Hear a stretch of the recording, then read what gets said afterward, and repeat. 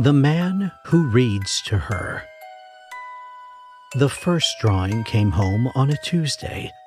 Emma's backpack was always a chaos of crumpled papers and broken crayons, and things I was supposed to sign, but never did. I'd gotten better at checking it since Sarah died, one of those small tasks that used to be hers, now mine, along with the lunches and the braids and the bedtime stories I never quite got right. I pulled out the usual pile, permission slips, a worksheet with wobbly letters, and then this. A piece of construction paper, orange, with a crayon drawing that made me stop. It showed Emma's bedroom. I recognized it by the purple walls she'd picked out herself, the window with the star-shaped nightlight on the sill. She'd drawn herself in bed, a small figure with yellow hair, eyes closed. And in the doorway, a shape. Tall, dark, no face, just a black crayon scribble where features should be. The proportions were wrong in the way children's drawings are always wrong, but something about this felt different, intentional, like she'd tried to capture something she didn't have the skill to render, and the failure itself was a kind of accuracy. "What's this, sweetheart?" Emma looked up from her juice box, unconcerned. "That's the man who reads to me." My chest tightened. "What man?" "The man. He comes at night. He reads me stories." I looked at the drawing again, the figure in the doorway, the sleeping child. "Honey, is this about Mommy?" It had been 8 months. 8 months since the hospital, since the phone call at work, since I'd had to explain to a 5-year-old why Mommy wasn't coming home from the doctor. The grief counselor had warned me about this, children processing loss in strange ways, creating imaginary figures to fill the absence. But Emma shook her head. "It's not Mommy, it's a man." "What does he look like?" She thought about it, picked up a black crayon and pointed at the scribble. "Like that." I told myself it was nothing. Imaginary friend. Bad dream she'd turned into a game. Kids did this. Kids made things up to feel less alone. And God knew she had reason to feel alone. We both did, rattling around in a new house in a new town, trying to outrun a grief that had followed us anyway. I hung the drawing on the fridge. I don't know why I did that. The second drawing came home on Thursday. Some orange paper, same bedroom, same sleeping Emma. But the man was closer now. He wasn't in the doorway anymore. He was in the room, standing at the foot of her bed. The proportions were still wrong. Too tall, too thin, arms that seemed to hang past his knees. But Emma had added something new. A suggestion of hands, long fingers. Too many of them, maybe, reaching toward the foot of the bed. "He came again?" I tried to keep my voice light. "He comes every night, Daddy." She said it like I was being silly, like this was the most obvious thing in the world. "He tells me stories." "What kind of stories?" "All kinds. About faraway places. About people who got lost and never came back. About—" She stopped, tilted her head like she was listening to something. "He says I shouldn't tell you." "Why not?" "He says you're too old. He says old people don't understand stories anymore. They just get scared." That night, I stood outside her door for an hour after she fell asleep. I heard nothing, saw nothing, just my daughter sleeping peacefully, the star-shaped nightlight casting its pale glow across her purple walls. I told myself I was being paranoid, told myself grief made you see threats everywhere, made you desperate to protect what little you had left. I went to bed. In the morning, Emma asked why I looked so tired. The third drawing came home on Friday. The man was beside the bed now. Emma had drawn him leaning over her sleeping form, his faceless head angled down like he was whispering something. The black scribble of his body seemed darker than before, pressed so hard into the paper that the crayon had left a waxy residue I could feel with my fingertips. And his hands, those too long hands were almost touching her pillow. "Emma," I knelt down to her level, held the drawing between us. "I need you to tell me the truth. Is someone coming into your room at night?" "I told you, Daddy. The man." "A real man? Someone you can touch?" She thought about it. "I don't touch him. He doesn't like that. But I can hear him. His voice is really soft, like wind, kind of. Like wind that knows words." "What does he look like when you see him, really see him?" "I don't see him, Daddy. Not really. I just know he's there. Like how you know someone's behind you, even when you don't look." I called the grief counselor that afternoon, left a message. Something about my daughter, imaginary friend, possible trauma response. I tried to sound calm, professional, like I wasn't sitting in my car in the driveway, afraid to go inside my own house. The counselor called back 2 hours later, said it sounded normal, said children often create protective figures during times of loss, said to let Emma lead, let her process at her own pace. She said a lot of things. None of them helped. I set up a camera that night.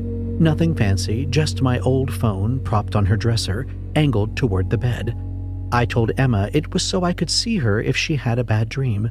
She didn't question it. She was 5. She trusted me to keep her safe. I wish I could have trusted myself. I stayed awake as long as I could, watching the live feed on my laptop. Emma fell asleep around 8. The room was still. The nightlight glowed. Nothing moved. I fell asleep around midnight. In the morning, I grabbed the phone to check the footage, and my stomach dropped. The camera was facing the wall. I didn't remember moving it. The footage showed nothing, just 7 hours of purple paint, motionless, silent. The phone had been turned sometime after I fell asleep, rotated 180 degrees on the dresser, pointing at nothing. Emma was already at the breakfast table eating cereal. "Did you move Daddy's phone last night?" She shook her head without looking up. "Did the man?" She considered this, took another bite. "He doesn't like being watched. He told me. He said cameras make him shy." I slept outside her door that night, not in a chair, on the floor, my back against the wall, a blanket over my legs. I told Emma I was camping, that it was a game, that Daddy just wanted to be close in case she needed him. She smiled and kissed my forehead. "You're silly, Daddy." I wasn't silly. I was terrified. I don't know when I fell asleep. I fought it as long as I could, pinching myself, counting my breaths, replaying every drawing in my mind like evidence I could somehow decode. But sleep came anyway, the way it always does, dragging me under without permission. I woke to the sound of her voice. It was 2 a.m. The house was dark, silent except for Emma's voice drifting through her bedroom door. She was talking to someone. I could hear the rhythm of a conversation. Question, pause, answer. Question, pause, answer. And then a giggle.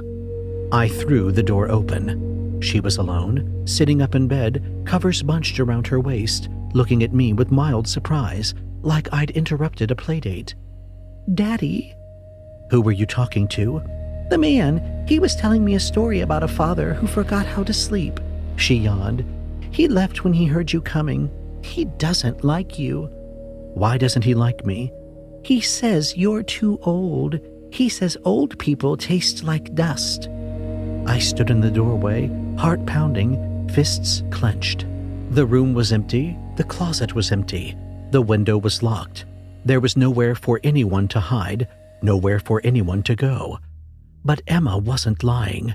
I could see it in her eyes, the absolute certainty of a child describing the sky as blue. She wasn't making this up.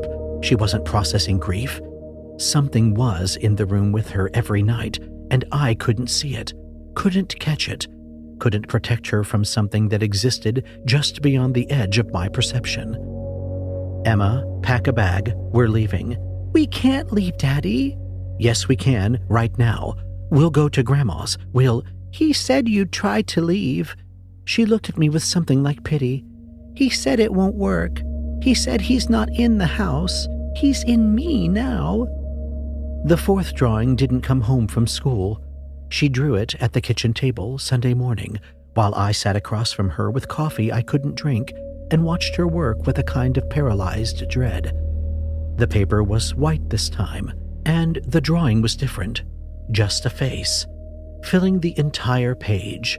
A close-up of something that shouldn't have features but did. Faint impressions in the black crayon, hollows where eyes might be, a darker slash that could have been a mouth. Emma pressed so hard the crayon broke twice. She didn't stop, just picked up another and kept going, layering black on black until the face seemed to float up from the paper like something rising from deep water.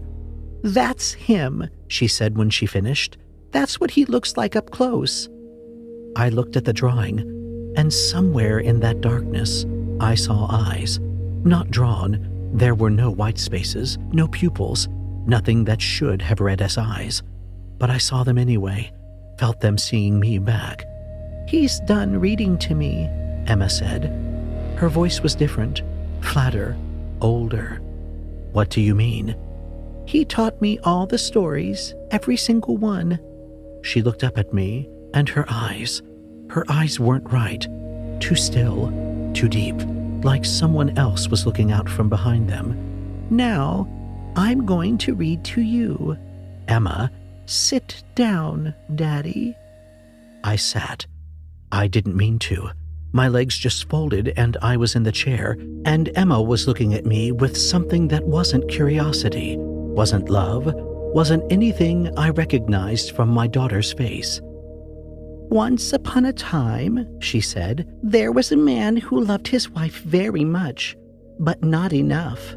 Not enough to notice when she started getting headaches, not enough to make her go to the doctor sooner, not enough to save her when the thing in her brain grew too big to stop." "Emma, stop." "He blamed himself. He never told anyone, but he blamed himself every single day. He thought if he'd just paid more attention, if he'd just been better, she'd still be alive." "How do you know?" "He tried to run from it. New house, new town, new life. But you can't run from something that lives inside you, Daddy. You can't run from guilt, from grief, from the door you left open when you stopped paying attention." She smiled. It wasn't her smile. "The man came through that door, and he's going to stay forever." I don't know how long it's been. Days, maybe. Weeks. Time moves strangely now. I sleep when she tells me to sleep. I eat when she tells me to eat. I sit in the living room and listen while she tells me stories. And every story takes something from me. I've forgotten my mother's maiden name. I've forgotten the street I grew up on. I've forgotten Sarah's laugh, the way it sounded before she got sick, before everything turned into hospitals and waiting rooms and trying not to cry in front of Emma. I've forgotten so much. But I remember the stories, every single one. They're all I have now. They fill the spaces where my memories used to be, taking root, spreading, growing into something that feels less like me and more like him with every passing night. Emma tucks me in now. She sits on the edge of my bed, Sarah's side, the side that's been empty for 8 months, the side I couldn't bear to look at. And she opens a book that isn't really a book, just her hands held up in the dark, moving like she's turning invisible pages. "Once upon a time," she says, and her voice is layered now, hers and something else, something older, something that has been telling stories since before there were words. "There was a man who thought he could keep his daughter safe." I tried to remember my name. I can't. I tried to remember Emma's birthday, her first steps, the way she used to laugh when I made funny faces. I can't. There's only the story. There's only her voice, his voice, filling the darkness, taking everything I have left, replacing it with tales of loss and loneliness and fathers who failed. "Go to sleep, Daddy," she says when she's finished. I close my eyes.